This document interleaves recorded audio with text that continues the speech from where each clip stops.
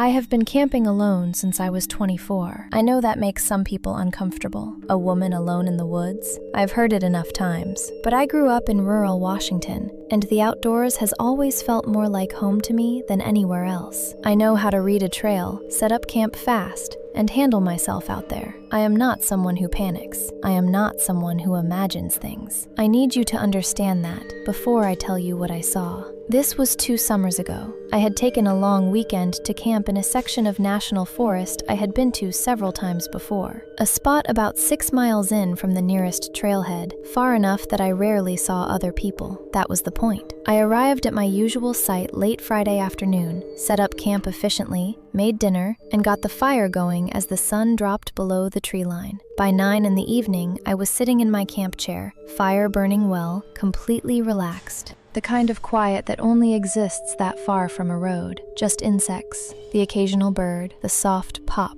of the fire. I noticed it around 10, at the edge of my campfire light, where the glow fades into darkness. There was a shape that didn't belong. The tree line was maybe 30 feet from my fire, and standing just inside the shadow, where the light barely reached, was a figure. I couldn't make out detail, just the outline, the shape of a person standing completely still, facing my fire. I did what most experienced campers do first. I told myself it was a tree, a specific configuration of branches that looked like a person in low firelight. It happens. Your brain fills in patterns. I looked away for a moment and looked back. Still there. I picked up my flashlight and shined it directly at the spot. The beam reached the tree line, and in that second of light before I pulled it back, I saw it clearly. A person, standing still, face turned toward my fire. The flashlight beam hit them, and they didn't move, didn't react, just stood there. I pulled the flashlight back immediately. My heart was going fast, but my hands were steady. I had my bear spray in my jacket pocket. I always do. I sat still and watched the spot at the edge of the light. The figure was still there. I called out, asked if someone was there, if they needed help. No response. I added wood to the fire, more light, bigger flame. The circle of visibility pushed out a few more feet. The figure stepped back, staying just at the edge of the light, just far enough to stay in shadow. I sat like that for over an hour. Every time I added wood and the light pushed outward, the figure stepped back. Every time the fire dropped and the light contracted, the shape came slightly forward again, like they were calibrating, staying just beyond where I could clearly see them. At one point, I pretended to go to sleep, laid down in my chair, let the fire drop low, watched through half-closed eyes. The figure moved closer. I sat up and threw 2 big logs on the fire at once. It stepped back again. I did not sleep that night. I kept the fire burning until sunrise. When the sky started to lighten and visibility returned, I looked at the tree line. Nobody there. I packed my camp in 45 minutes, faster than I have ever broken down a site, and hiked out. At the trailhead, I told a ranger what I had seen. He took a description and said they would do a sweep of the area. 3 days later, I got a call from the ranger station. They had found a campsite about 200 yards into the trees from where I had been. Makeshift, hidden. Someone had been staying there for what looked like several weeks. They never identified who it was. I have not camped alone since.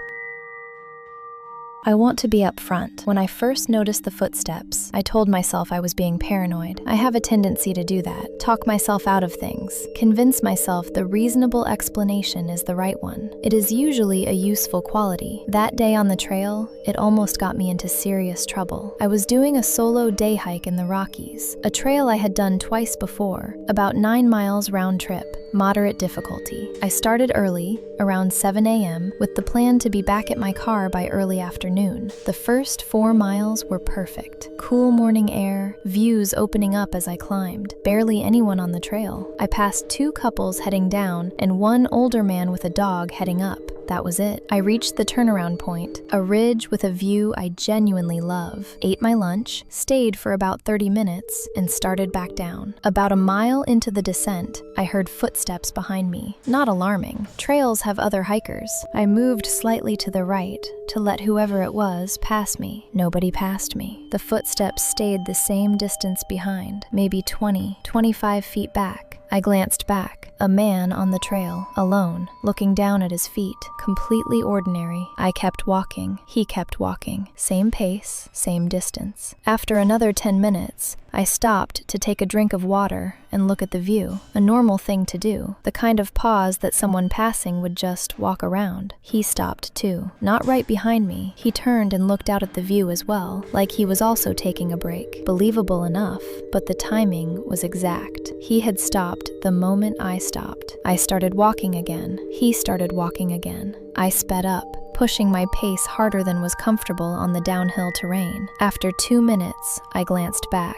Same distance. He had matched me exactly. I am a fairly fast hiker. Keeping up with me on a steep downhill at that pace was not casual. I had about 3 miles left to the trailhead. I ran the options in my head quickly. There were no branching trails, no alternate routes, one path, both of us on it. Him behind me the whole way. I did something I had read about once and never thought I would actually do. I stopped, turned completely around, and started walking back up the trail, directly toward him. He stopped when he saw me coming toward him. I walked straight up to him and said loudly and clearly that I thought I had dropped something and was going back to look for it. I looked him directly in the eyes when I said it. He stepped to the side of the trail, said nothing. His expression didn't change. I walked past him and kept going up the trail for about 5 minutes.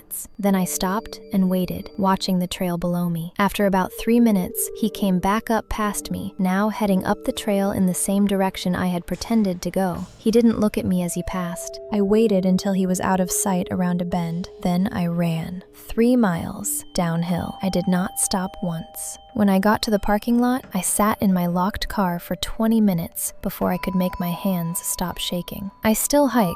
I still go alone sometimes. But I am never the last person on a trail anymore, and I always know exactly who is behind me. I have camped alone in remote Montana twice. The first time was perfect. The second time is the reason there will not be a third. I am an outdoor photographer. My work takes me to remote locations regularly, and I am comfortable being alone in wilderness areas for extended periods. I carry the right gear, I know how to read weather, and I have enough experience in the backcountry to not be careless about it. This trip was a 4-night solo in a wilderness area about 12 miles from the nearest road. I had scouted the location on a previous trip and knew it well. A small alpine meadow beside a stream, surrounded by forest, almost never visited because the trail in is unmarked and difficult to follow. The first 2 nights were everything I came for. Total silence except for the stream, incredible light in the mornings, not another person anywhere. The third night is when it changed. I went to sleep around 10. The night was cold and clear, and I was tired from a full day of shooting. I was asleep quickly. I woke up at 3:17 a.m. I know the exact time because I checked my watch immediately, a habit from years of early morning shoots. The tent was dark, completely silent,